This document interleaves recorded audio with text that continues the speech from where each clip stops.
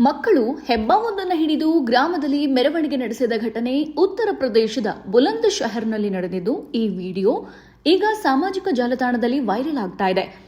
ಕೆಲ ಆಂಗ್ಲ ಮಾಧ್ಯಮಗಳ ವರದಿ ಪ್ರಕಾರ ಬೃಹತ್ ಗಾತ್ರದ ಹೆಬ್ಬಾವನ್ನ ಮಕ್ಕಳು ಕೈಯಲ್ಲೇ ಹಿಡಿದುಕೊಂಡು ರಸ್ತೆಯಲ್ಲಿ ಮೆರವಣಿಗೆ ಹೋಗುವುದನ್ನು ವಿಡಿಯೋದಲ್ಲಿ ಕಾಣಬಹುದಾಗಿದೆ. ವಿಡಿಯೋದಲ್ಲಿ ಕಾಣುವಂತೆ ಒಬ್ಬ ಹುಡುಗ ಅದರ ತಲೆ ಬಳಿ ಹಿಡಿದುಕೊಂಡ್ರೆ ಮತ್ತೆ ಕೆಲವರು ಹಾವಿನ ಮಧ್ಯಭಾಗದಲ್ಲಿ ಹಿಡಿದುಕೊಂಡಿದ್ದಾರೆ. ಹಾಗೆ ಇನ್ನು ಕೆಲ ಮಕ್ಕಳು ಅದರ ಬಾಲದ ಕಡೆ ಹಿಡಿದು ರಸ್ತೆಯಲ್ಲಿ ಸಾಗಿದ್ದಾರೆ. ಮಕ್ಕಳ ಈ ಕಿತಾಪತಿ ದಾರಿಯಲ್ಲಿ ಸಾಗ್ತಾ ಇದ್ದ ಅನೇಕರನ್ನ ಸೆಳೆದಿದ್ದು ಅನೇಕರು ಈ ಹಾವಿನೊಂದಿಗೆ ಫೋಟೋ ವಿಡಿಯೋ ತೆಗೆಸಿಕೊಂಡಿದ್ದಾರೆ.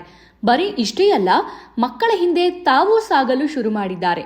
ಈ ಭಾರಿ ಗಾತ್ರದ ಹೆಬ್ಬಾವನ್ನ ಗ್ರಾಮದಲ್ಲಿ ಮೆರವಣಿಗೆ ಮಾಡಿದ ಬಳಿಕ ಅದನ್ನ ಅರಣ್ಯ ಇಲಾಖೆಗೆ ಒಪ್ಪಿಸುವ ಬದಲು ಹತ್ತಿರದ ಕಾಡಿಗೆ ಬಿಟ್ಟಿದ್ದಾರೆ.